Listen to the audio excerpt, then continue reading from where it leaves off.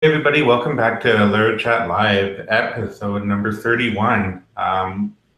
We are being consistent this time, hey?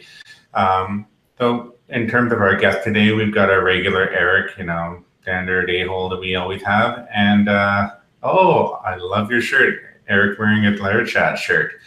And then we've also got not a new person per se, been on the show before, but I guess now that we're going more of a panelist kind of route, TJ is one of our new panelists who's going to be on more regular, unless he's moving like he was last time.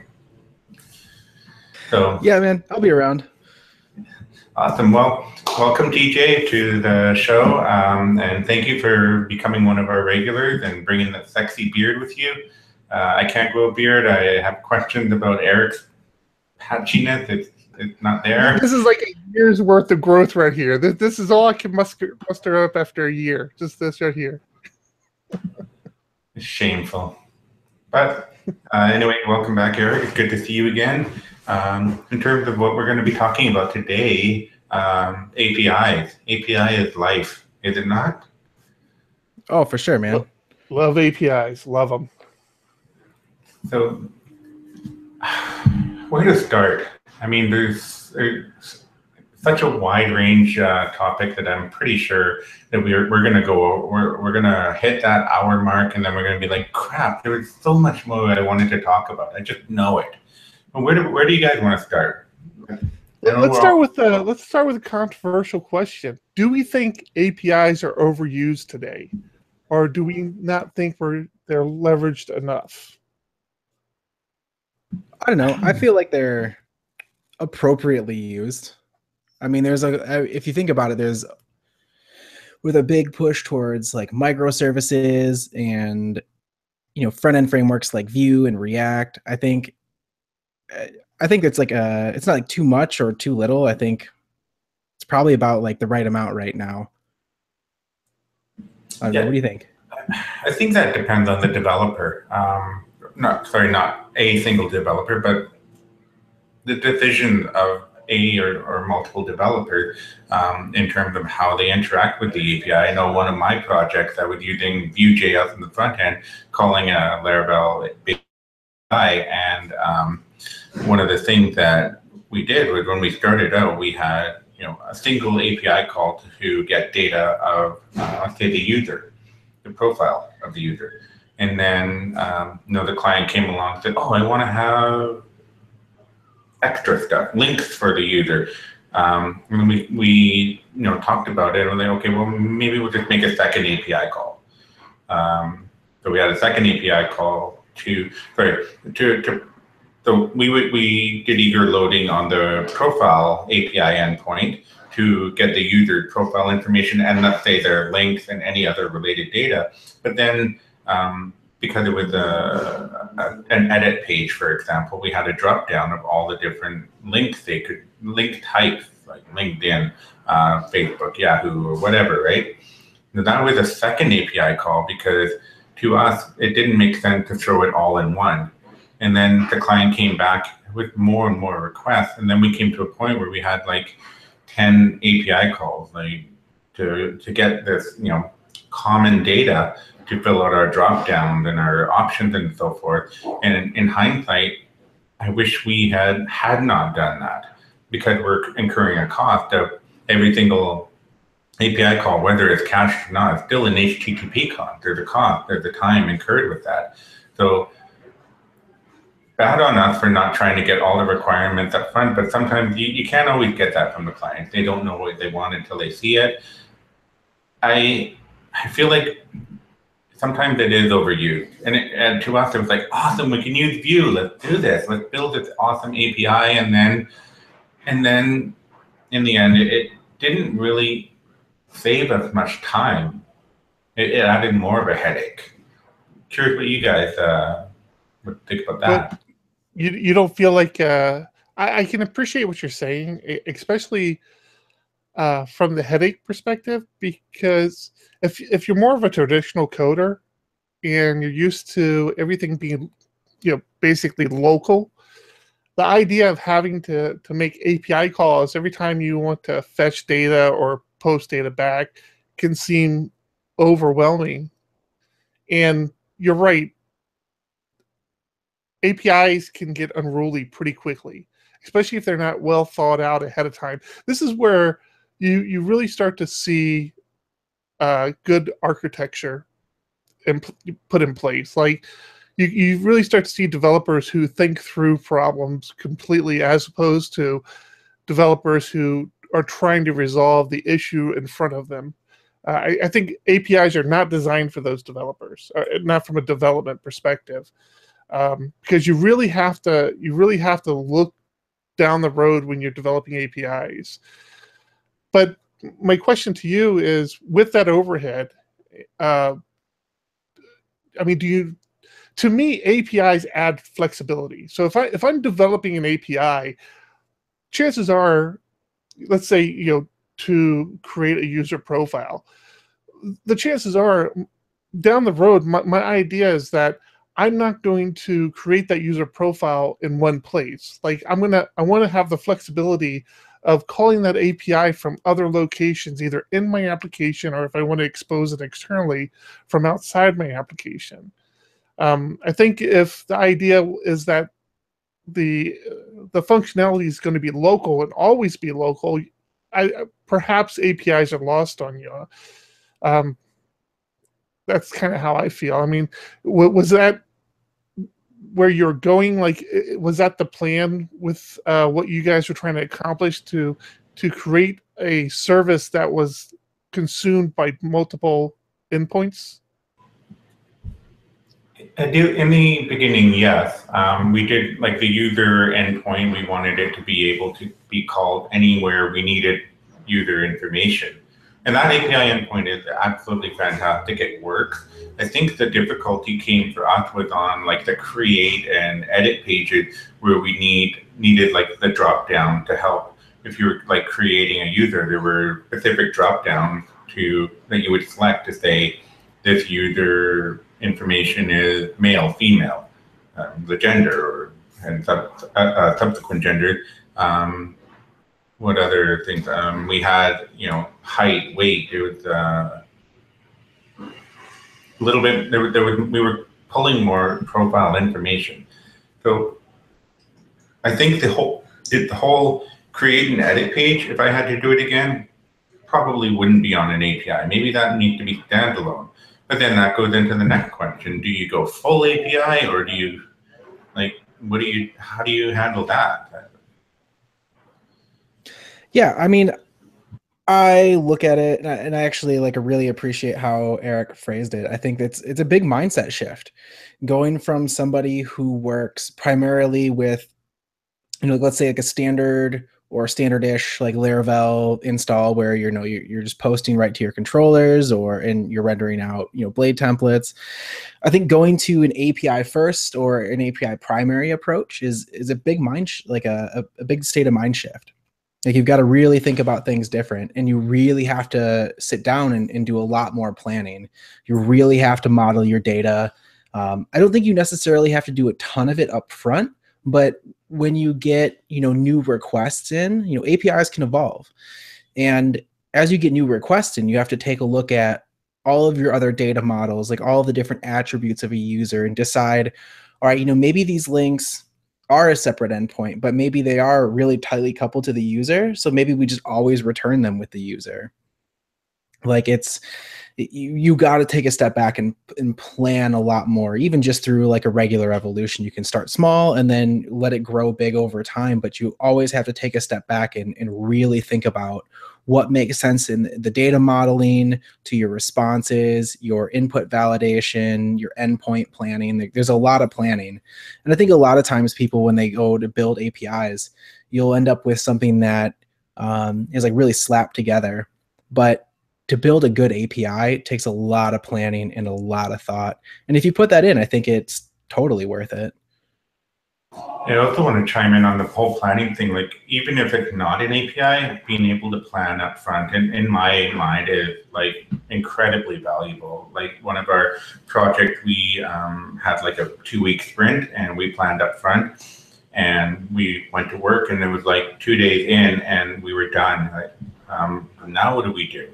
So planning is absolutely amazing if you have the time to pull it off and the ability to pull it off, saves so much work. And not so much planning on just like, I don't know, putting together tickets and planning on doing actual investigation into the things you don't know. Like maybe you want to talk about WebSockets in your API. Mike Bonner, one of our LaraChat members, were talking about using WebSockets to get data when it changes. That's an interesting thought. I've never done that personally, but I'm curious if you guys have ever used WebSockets within an API to handle that kind of workload. I haven't done sockets, but I kind of wanted to add an additional point to kind of what we were talking about, as far as like planning with an API.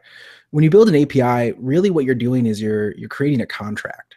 You're creating a contract to all of the consumers. Like APIs, typically, at least the way that I think about them, are not short-lived. You're going to build an API to outlast whatever front end you're building, because your front ends can be adaptable. It can be a front end website. It can be in like an iOS application. It can come from anywhere. So you're creating a contract that needs to be adhered to for a long time. And that alone takes a lot of planning. Kind of sitting back to the WebSockets, I haven't done it. I've got a project coming up that is something that I probably will do. I don't know. I think it's super interesting. Yeah, I applaud that comment. That's putting it perfectly. When you're designing APIs, your game plan is exactly what you said. This is going to surpass any other aspect of this site. So my front end can change. How this API is accessed can completely change. We can go from a web interface to a mobile interface. The idea is that the logic that, like as you stated, that contract, which can be manipulated, but it's meant to outlast all the front end stuff. That's a fantastic way of putting it. I kind of, again, side with TJ on this. I've explored sockets before in the past, not specifically for APIs. That's a very interesting use case. I can see. I mean, how would you exactly use the API with an open socket though? Because an API request in itself is an inherent GET post sort of request. So it's, I mean, I can see the socket just being like any other socket. It's constantly listening for the information, but that's kind of different from the API request itself, right? Yeah, I'm not 100% sure how Mike was suggesting. I mean, his comment was, pre-populate Laravel when using the page. Pre-populate with Laravel when the page initially loads, then any changes using API. Or maybe I'm missing. Well, so you have the Laravel controller, you pass the data to the blade, and then you have separate API calls to populate any extra information, perhaps. And then if anything changes, perhaps I don't know. Here's the thing. Maybe we need to get Mike back on the show. Yeah, no kidding. But just the nature of APIs and JavaScript, I think a lot of that can be kind of mimic, can kind of mimic the behavior of a socket call. But yeah, I'm not sure what. It's an interesting concept. I would need to kind of think through that a little bit more on where I would leverage something like that. I think it depends like how you're doing it too. I could see a socket situation where you're kind of like queuing off requests. So like you load the page with Laravel and then you're basically queuing up a bunch of HTTP requests like in the back end, and then it's coming back through the socket. That's how I could probably imagine it being used, is instead of, doing it with the JavaScript, you could kind of do it through JavaScript in a socket rather than making HTTP requests from the JavaScript side. You're opening up a socket to the back end, and then in the background, you're making server-side requests, and the data is coming through a socket. That actually makes a lot of sense. Because one of the problems with the earlier example I was talking about, where we created more and more and more API calls, is our server was HTTP 1.0 1 or whatever it is. And then HTTP 2 is, what's the word? It's, I'm forgetting it, the correct terminology, but what I understand is the older way, it's a sequential. So one request loads and finishes, the next one goes, and the next one goes. But the HTTP 2 has multiple threads. Multiple threads. Thank you, threads. That's the word I was looking for. Unbelievable. Thank goodness we have you, Eric. Well, what's silly is I corrected you a couple of times. I was on mute the whole time. I'm like, why is he not acknowledging me? I think I have this right. Well, the other cool thing that allows you to do is it allows you to avoid CORS issues, because now you're making server side requests rather than trying to do it through the front end. I mean, any way that I've ever done it, I try to avoid making just raw API requests from JavaScript. I always try to proxy it for a couple of reasons. You can add caching into your proxy, but mostly you're going to need to send some sort of token along with the request, like an authorization token. You may have to add in, if you're using OAuth, your client secrets, and being able to proxy that, you can attach those in the back end so they're never exposed publicly. So kind of that socket idea is pretty interesting, to just be able to pop that in the front and really stick strictly with server-side requests without having to build in any sort of, proxying through the front end where, if you're using Laravel, your JavaScript is, referencing local routes that proxy off to your, your internal or some other public API. I'm glad we had you on the show, TJ. Got some great ideas. I seriously would never have thought of that whole implementation. I know one project I did way back in the day was we actually used Sockets. We had a web page, and whenever we had a backend process that would go and get new data and save it to our database, and instead of maybe on the front end having an AJAX call every 10 seconds or a minute or whatever, seeing if there's new data, we just set up a socket. So when the backend pulled the data, it sent the message forward. We were using pusher.com. We sent the message forward and using their software development kit, and then on the front end, it was listening in the socket.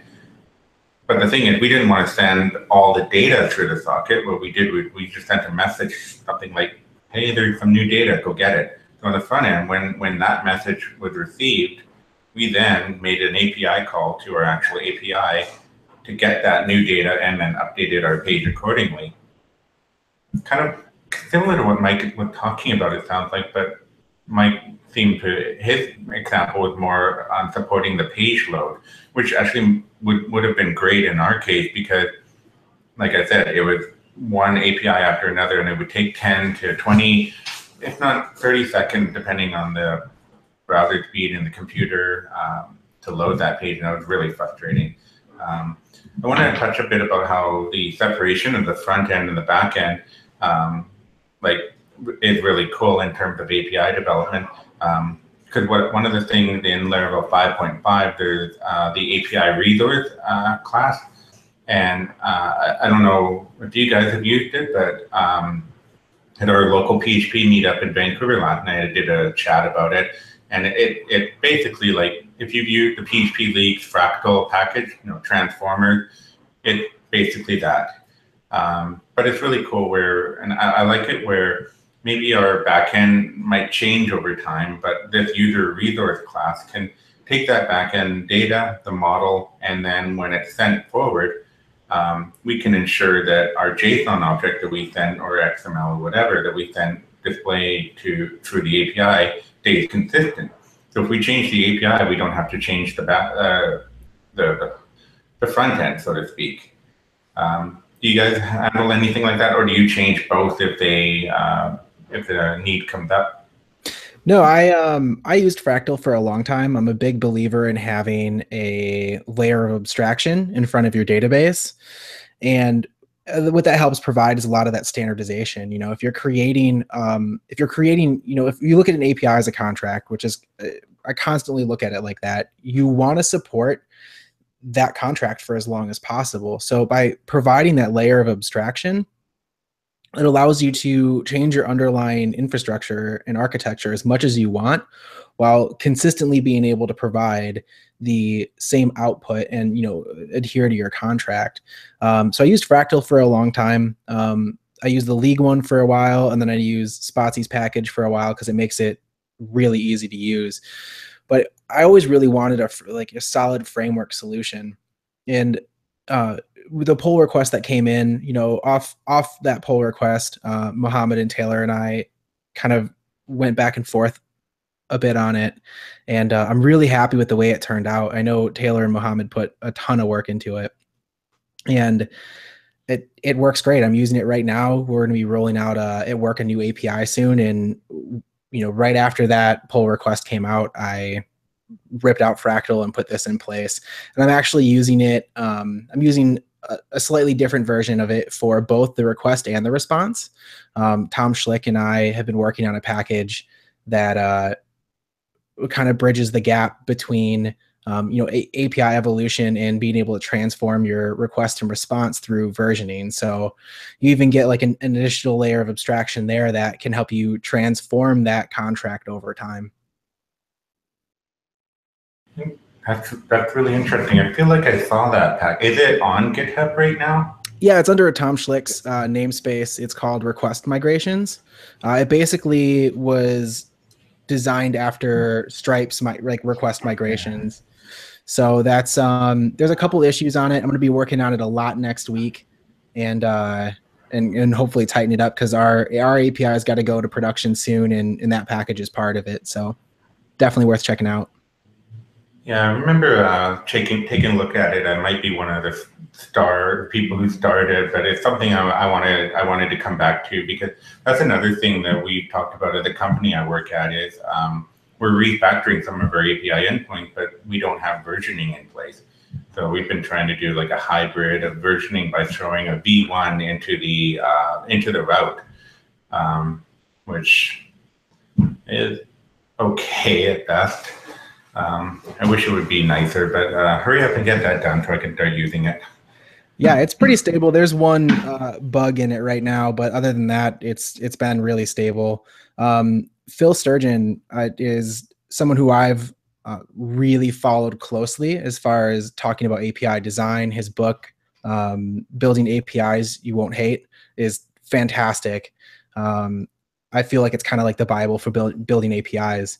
I know he's working on another book now that's going to talk a bit about API tooling and API versioning, and kind of relying on the API evolution. So one of the things as far as versioning goes in this new API that I'm building is I dropped the versioning in the URL. There's a whole bunch of articles I was reading, and it's something that always kind of bothered me. So I dropped the version 1 from the URL, and I'm exclusively relying on those request migrations, so that, you know, it'll allow you to kind of transform keys as your API evolves. But I really wanted to solidify a contract as far as the endpoints go. So if there's something new I need to do, or some big change I need to make, it's really going to take a step back and look at the URL structure and see what makes sense. And if I need to break out something new, I need to break out something new. But it's another piece of solidifying that contract. So I don't know, there's a lot of resources out there, but I would definitely keep an eye on what, you know, Phil Sturgeon's coming out with next, and take a look through the APIs You Won't Hate. Like, they've got a Medium feed. There's some really good articles there. I actually didn't know they had a Medium feed. I'm going to have to check that out. Send me the link and we can try and tweet it out for everyone. For sure. And I also echo the sentiments of Phil Sturgeon, book being a Bible, gospel of API development. This new one, I know we've kind of stepped away from the PHP world. The first one was written in a PHP Laravel 4-ish kind of environment. Is the next one going to be PHP, or what is he on now? Go, or I'm not sure. No, Phil's, I think currently right now he's working at WeWork and has been really focusing a lot on Rails lately. But one of the things I think he's been talking about is kind of not including as many code examples, and really talking more about APIs specifically, because it's pretty ubiquitous. You know, you can apply the same theories and methodologies to it's framework agnostic and code example agnostic. So really kind of focusing on tool sets and API versioning and things to help adhere to that contract and documentation. I know that's a big focus of him that he's been working with lately, is really focusing on how to document APIs. Interesting. Yeah, And I then need to go back through some of my APIs, because I'm guilty of that exact same thing. I have versioning in my URLs. I mean, like I typically have the default URL will point to the latest version, but then I also have, like, each version has its own URL as well. So I need to go back, kind of talking back to through the Fractal piece, and defining that contract and making sure you adhere to that contract. Do you also consider it, because the reason I started doing it, and that's giving my endpoints the data that's returning, like, different names than what's in the database. I always thought of it as a security approach too, so that I'm not necessarily exposing my database column names to whoever's consuming my APIs. Do you think that's not really a good way to look at it, or do you kind of agree with it? From a security standpoint, I mean, I don't see a lot of weight there in the security standpoint. I mean, I'd say probably 9 times out of 10, it's, at least initially, the column names and the response names are identical. I mostly look at it as a protection of evolution over time. Yeah, I think that's how I saw it different. Is I would intentionally name it differently and I don't know why. Just in my head, it just seemed like a security measure. But maybe I was faking myself out. It might help me sleep at night, but it really wasn't giving me any additional security that I thought it was. Actually, I've heard that discussion come up before in terms of, let's say you use the transformer Rezar class to rename your output from what the actual database field is.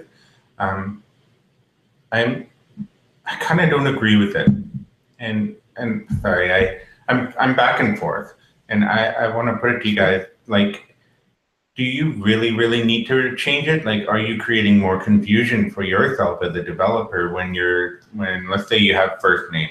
So in the Laravel's user table, for example, first name is first_name. So let's say your output is snake case.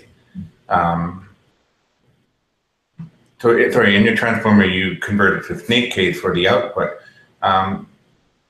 You're not really gaining any security measures there. But if you changed it to something completely else, like, I don't know, name first, are you really adding a security layer there? That's kind of was my question.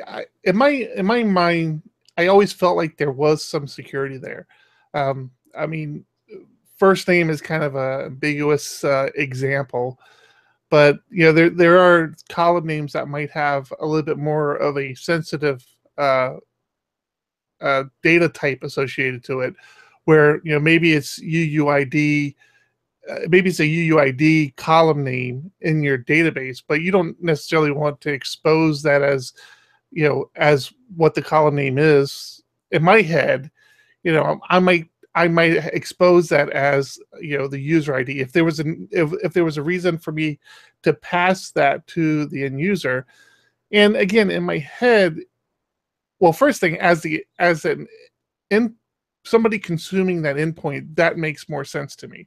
The fact that it's user ID and not UUID, even though any good developer would understand, but in my head, it still added like that abstraction, like some like security through obscurity, where if they ever did try to attack my database and they thought that column name was user_ID because that's what they see in the API, that would somehow slow them down because that column doesn't actually exist.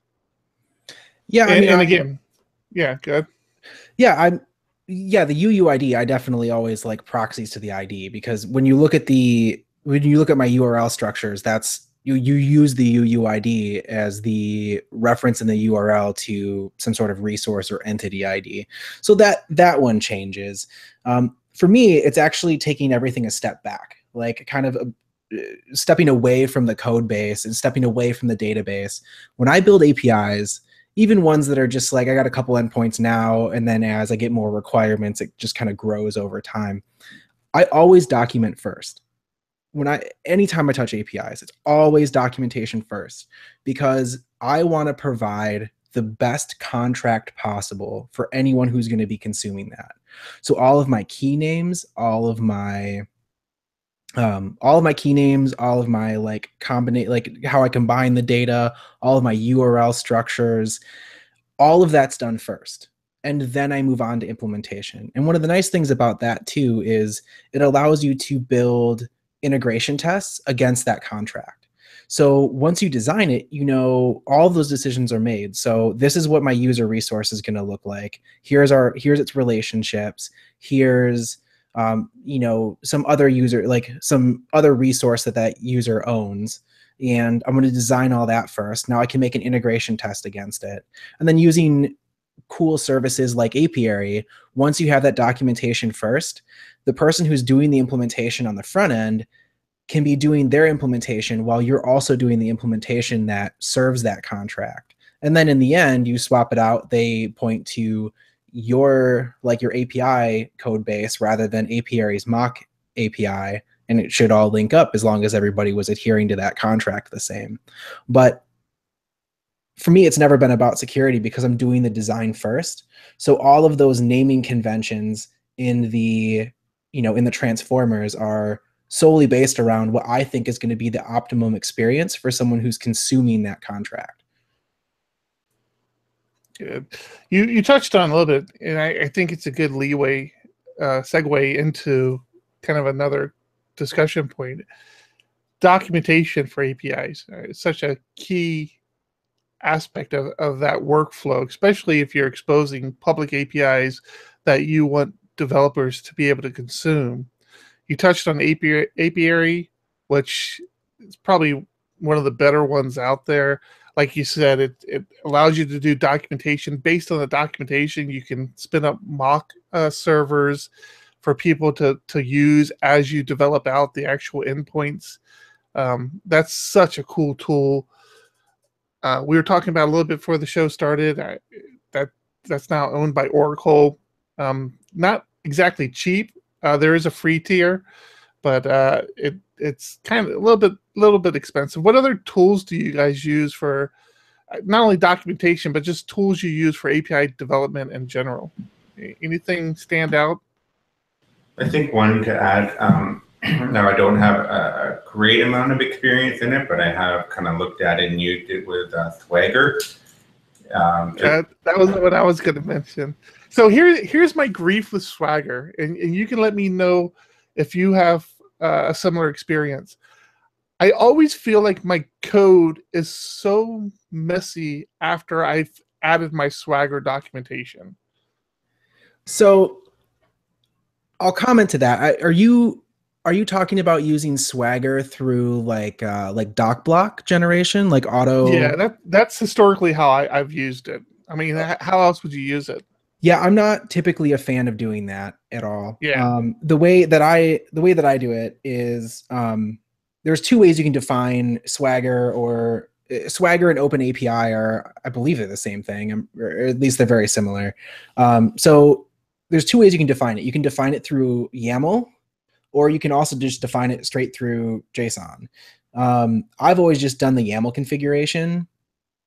So there's like two competing, not competing, but there's two separate formats out there. There's API Blueprint, which there's that's an open source spec. Swagger is I think, or not Swagger, Apiary is probably one of the best like editors and renderers for API Blueprint, but there's a whole bunch of open source tooling built around it. I think there's even a somewhat recent Laravel package that does will actually parse and render static, like a static documentation site based on API blueprint documentation. And then there's Swagger, and then there's a whole, like that's an open source spec. And then there's a whole bunch of tooling built around that too. There's the official Swagger tools, but then there's all sorts of additional renderers and tooling based on that. There's like SDK generators for multiple languages. It's pretty cool, but yeah, both of them you can edit through a variety of editors. Swagger's got a an official like editor that you use, it's two pane. You have like a preview on the right-hand side, and on the left is just like a YAML editor. And that's typically how I prefer to do it. Right now, I'm really on the API blueprint kick, but I've used Swagger for the past couple years, and it's great. Have any of you used Postman to generate your documents, or did you even know it could do that? I was surprised by that out. Yeah, I did know that it can do it. What I've done is use those specs in the documentation to generate like Postman, or lately I've been using PAW, P-A-W. It's like Postman on steroids. It's fantastic. But yeah, I've actually used the documentation to generate collections for PAW and Postman. I haven't done it the other way around, but it's pretty cool that you can do that. So I want to go back to what you said about the YAML file. Now, like Eric, I've only ever done it via the doc block. So this is a separate YAML file, and it has its format of how you would write the description, write the path, and the payload, all that stuff. It's completely separate. Yeah, it's completely separate. If you go to like Swagger's site, they have, I think it's even like editor.swagger.io. And yeah, it's just, there's a preset spec for how you build out and like how you structure the YAML file. And that goes through different parsers, different renderers. And since it's a spec, you can build a lot of tooling around it. One of the things that I've kind of liked a little more about API Blueprint is that it is just Markdown. So if you took the Swagger YAML out of Swagger and try to like read it, you can get through it, but it's still like you're reading YAML. If you don't render API Blueprint and you just like read it as a Markdown file, it's still pretty legible and serves as relatively decent documentation on its own. I'm just loading up a site here. Mike Bronner messaging us on the public YouTube channel. And he said stoplight.io is something he uses. I'm just waiting for it to load so I can figure out what this is about. Do you guys know what stoplight.io is?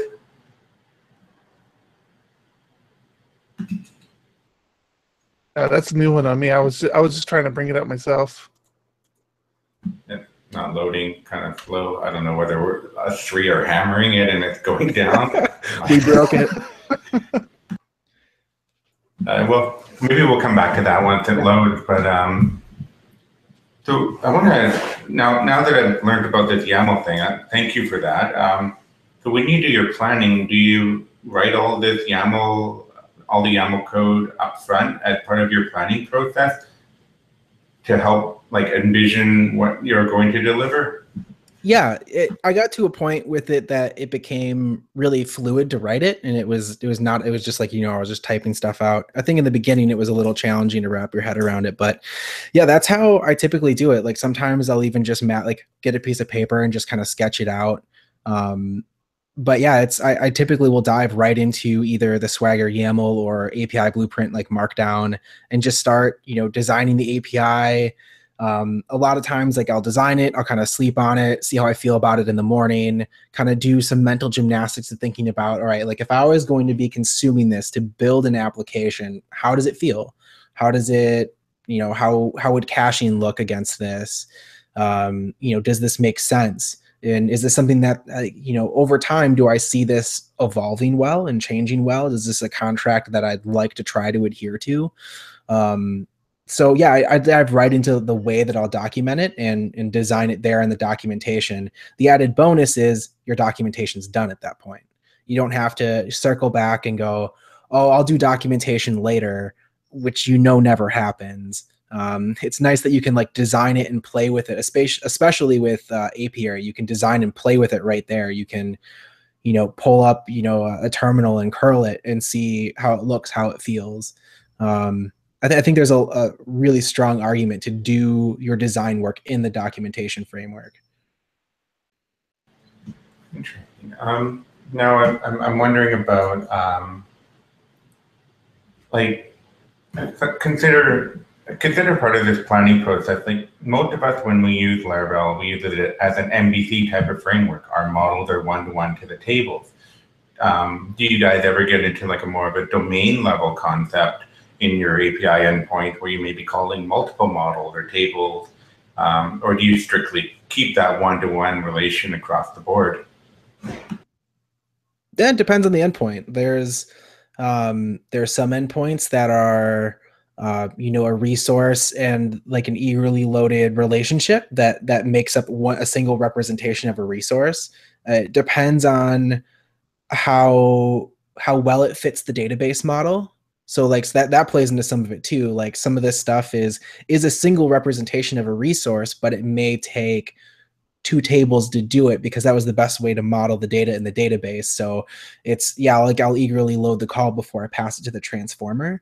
But I don't have a set rhyme way that I do it. It all just depends on like what's going to work best for the contract and then what works best in the code base in the database.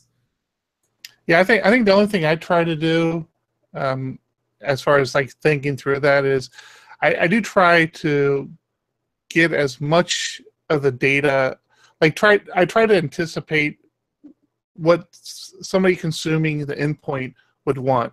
So I try to get as much of the data to them before without having to make multiple calls. So to TJ's point, I'll eager load some backend data that is associated to the endpoint that they're calling, just to kind of make it a little easier for the person who's making the call to not have to make another call. Like I don't want them to make a call for a user's ID and then make a call to find out what colors that user likes. It's like, okay, if they're calling for a user, I'll just go ahead and give them that user's favorite colors, that user's favorite foods, and just allow that whole user info endpoint just to consume as much of that as I can, just to make the requirement for multiple calls easier. Do you think that overkill though? Like what happens if you have multiple? It might be overkill, but like from a coding perspective, for me as a developer, I'd rather have more information than less because it's easy for me to discard the information I don't want. It's kind of a pain for me to have to, and again, I'm just thinking on how I like to develop. It's a pain for me to have to continue to make calls to, dig down to get the information I want. Just, give me all the information. I'll discard what I don't need and just leverage the information I need. And that's just how I develop. I mean, I don't know if you guys have a different opinion on that, but that's how I feel about it. For me, it depends. I mean, there are various patterns that you can use to allow whoever's consuming your API to make choices about what you want to include or exclude.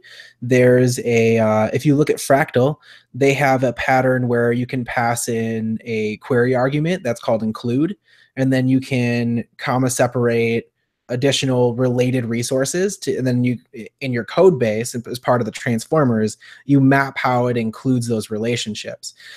Part of the problem with that is if you're not careful, you'll run into a significant amount of n+1 queries. I know a few people that's bit, myself included, and then you can start going down the whole GraphQL path as well.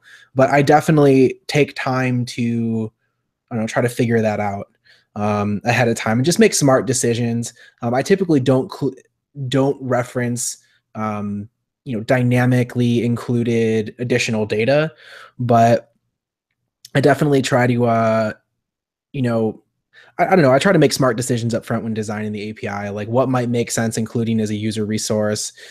Some stuff I might push off to another one. And that's the cool thing about letting your API evolve and adding in metrics to your API is you can kind of see what people are requesting.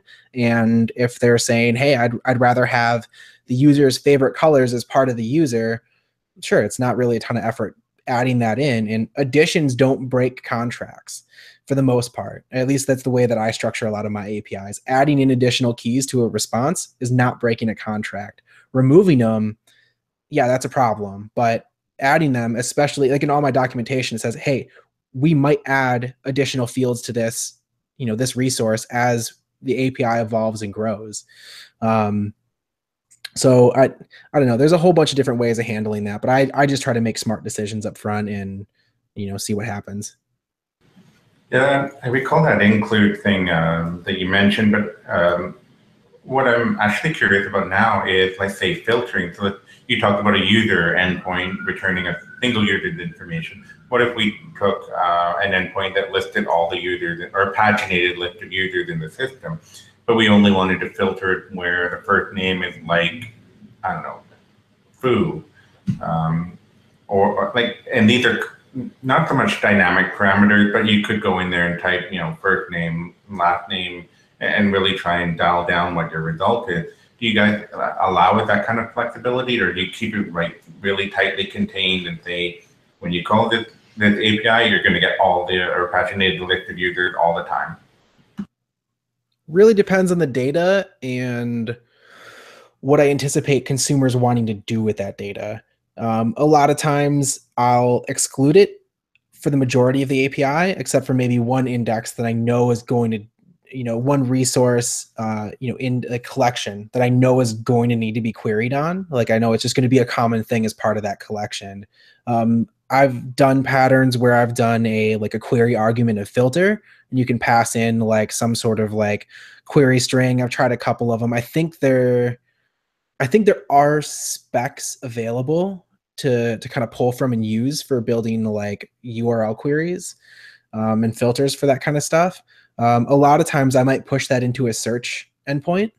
So you could have a user's collection and then like a search endpoint on top of that where you can pass in, queries through that searching. And so it really kind of becomes a search rather than a filter. One of the other things that I'm a little bit flustered because I just looked up at the time and it's like 10 minutes left in our show pretty much. And it's just, like I said in the beginning, it just flew, and I think there's so much more we have to chat about. I'm sure we can spill over just a little bit. No, there are rules and we have to follow them. So anyways, let's jump over into GraphQL. Any of you guys have experience with GraphQL? I've seen bits and pieces of it. Is it a silver bullet, or like, do you guys know? No, I don't think it's a silver bullet. Oh, okay. I was saying, I'm really hoping TJ has better background on this. I've kind of been on the outskirts watching it, and everything I hear about it sounds so appealing. It sounds so promising, but I haven't really jumped into it to kind of understand how it differs from traditional APIs. So if you have your head more around it, TJ, I'd love to pick your brain about this one. Yeah, for sure. I think it's a really interesting tool. Like I don't have a lot of, I've got some experience consuming it. I haven't really written too much outside of just kind of playing around with it. But what really kind of, I don't know, something that like really grinds my gears is that whole silver bullet thought process to GraphQL. It's not going to save anything, or it's not going to be the new REST. It's just it's a different tool in the box. I think a lot of people are like, it has all these new features, but REST can do a lot of that too. Yeah, so can I kind of explain to you my kind of understanding of it, and then you can let me know where I'm wrong, because I'm sure I'm wrong. So the way this differs from. Hang on, can we just jump ahead to the part where we just say Eric's wrong? That's my favorite part of the show. I've already said I know I'm wrong. So the way this differs from traditional API endpoints is where traditional API endpoints, you would have multiple endpoints. With a GraphQL implementation, you only have one endpoint. Mm-hmm. And it just becomes like this query endpoint where the endpoint is aware of all the data that's available to the person consuming it, and the only thing that has to happen now is the person trying to consume it needs to query that endpoint correctly. So it's almost like a database call where you hit this GraphQL endpoint. You say, okay, I'm looking for projects, their tags, and the developers associated with it, and then you just magically get all that information back without having dedicated endpoints for projects, tags, and developers. Is that close? Yep. I feel like that's Oh, shit, I'm better at this than I thought. Yeah, you're not wrong. That a lot of that I feel is pretty on par for GraphQL. Like I think it's a really cool and potentially really powerful tool. But like I said, what really kind of gets me about the way that a lot of people talk about it is it's a REST killer. It's not. It's just a different tool. One of the things that I've been looking at is an API I've got coming up that I'm going to have to build probably 6 to 8 months from now. We're re-platforming at work, and one of the things that I was looking at doing is potentially offering a GraphQL endpoint, but really behind the scenes, that's just proxying REST calls. Because you can have the REST API and you can have GraphQL, and you can have GraphQL actually, when you do a query from GraphQL, it could be, depending on what you query and what you request, could be making 4 different REST calls behind the scene and bringing it all together and giving you like, here's the results of all these different composite REST queries as one composite resource. So how do you code a GraphQL endpoint? I mean, are you just taking in just essentially a query, then breaking it down and saying, okay, if they're looking for keyword users, this is the model you go to? That's the thing I'm struggling getting my head. I kind of understand the consuming of GraphQL because that's how you consume a lot of things from Facebook. But I can't get my head around how you write that endpoint from a developer perspective. I can't really speak to PHP. I know there's 2, maybe 3 now GraphQL like plugins for Laravel. I've only played around with it in a like Node.js environment. And yeah, you kind of like define what that model looks like and how you build up that model, and you add some attributes for what some of the relationships look like and how those relationships get queried for. So yeah, you basically just build out what that model looks like, and then your query relates back to that model. So the code base knows how to build that model and its, in what relationships it has available to it. And then those relationships have a model to them. And, your code base says, all right, for all of these attributes, here's how you build them, whether it's calls to a database, whether it's calls to another API.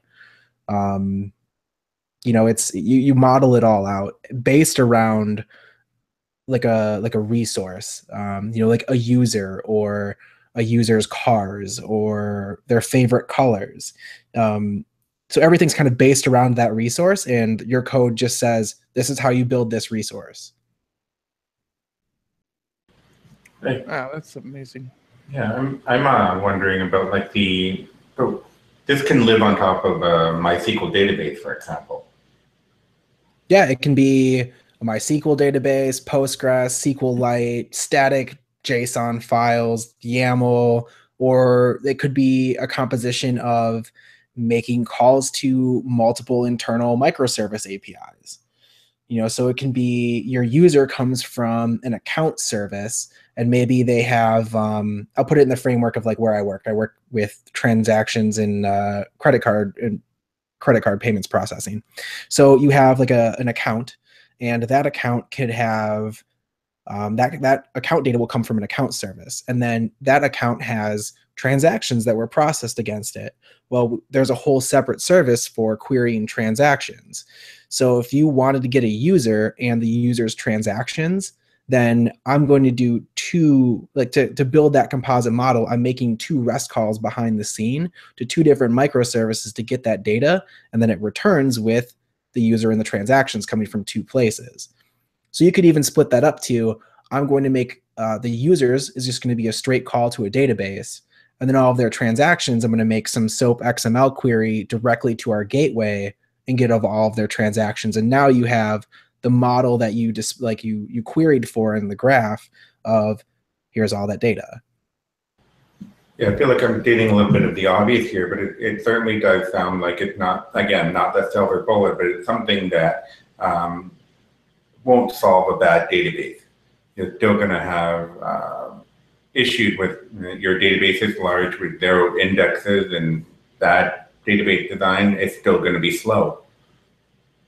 Yeah, I mean, bad architecture is bad architecture. Like the only way to fix that is refactor. It's just an interesting way. It's like an interesting and different tool for querying data, and whatever's behind that is up to you.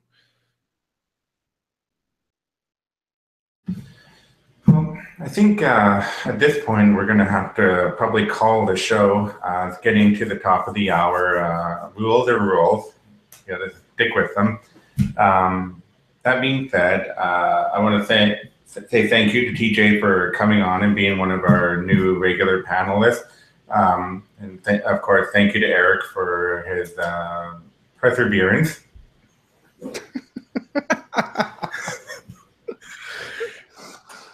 I don't know why I show up. Boom! There you go.